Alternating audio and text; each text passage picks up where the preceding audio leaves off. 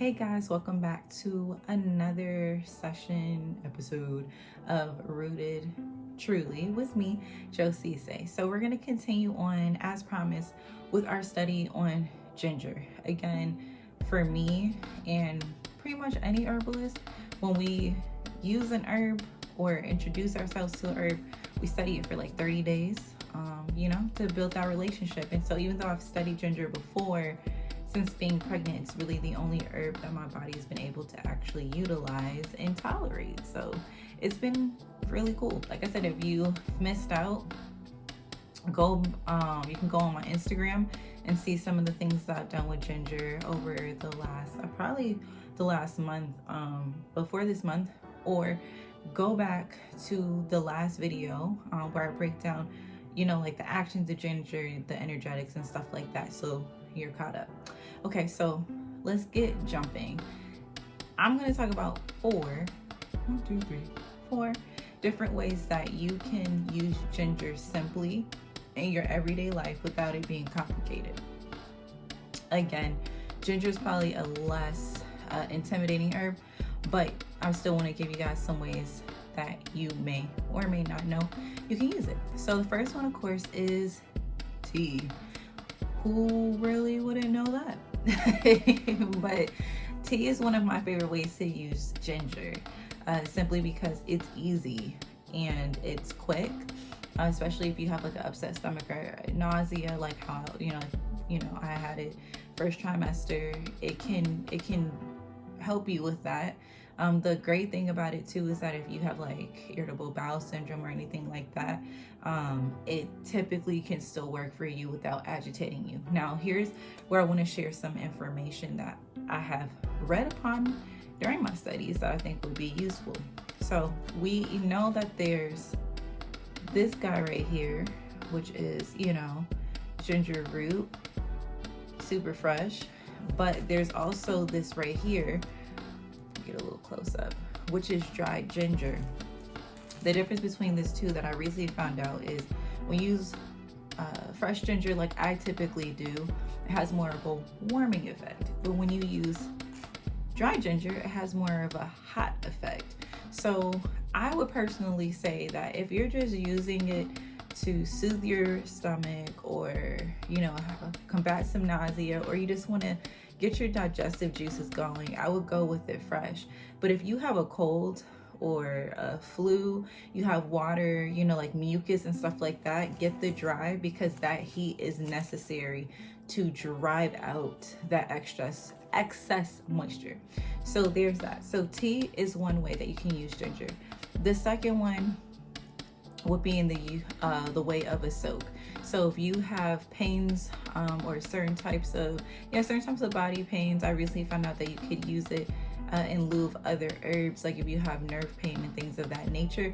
But a little goes a long way. So remember that, because it's hot. Like it's warming. So if it does that internally, you have to think about that externally too.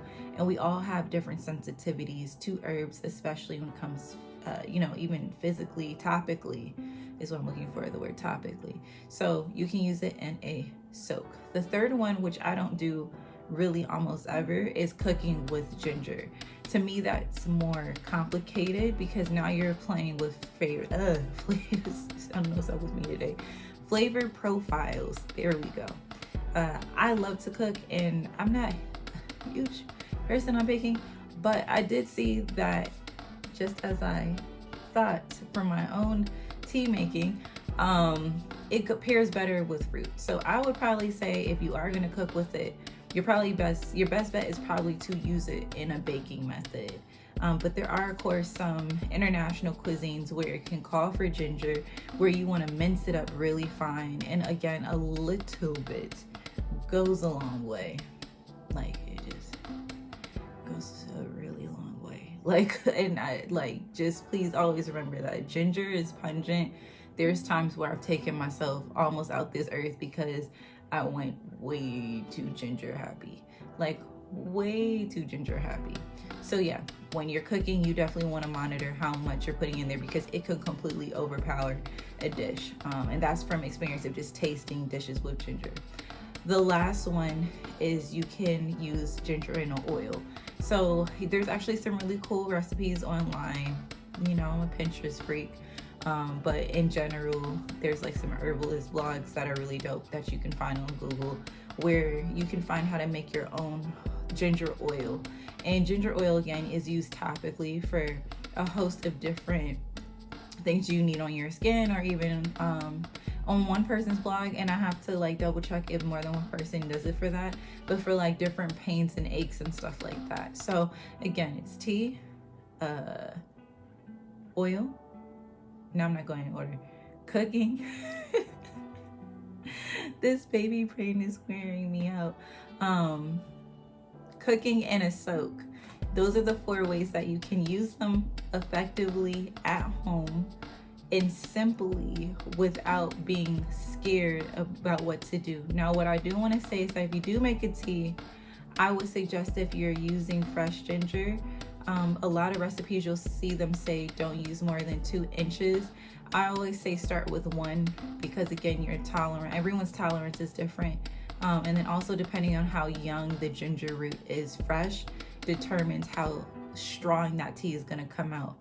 But if you are going to use dry ginger for a tea, I would say cap it at a tablespoon. Do not go over a tablespoon, because it's really pungent, especially when you get it sifted, pre-sifted, and it's you know, like, it's potent. Never go over a tablespoon. Just don't. A tablespoon to a cup of water, and even that sometimes is pushing it. A lot of times if I do a tablespoon, I'm probably going to do at least 12 ounces of water, because of the taste. So the taste and the effect. So there's that. We're going to continue learning about herbs. I can't wait to share the next herb with you guys that I am studying, and that you guys can study with me. And so let me know what you think about the series so far in the comments, and I'll see you guys soon. Okay, remember, if you haven't signed up for the newsletter, please do. There is information on there that is not on this YouTube page, and make sure to like and share it with a friend that can use this herb knowledge. And I will see you guys next time.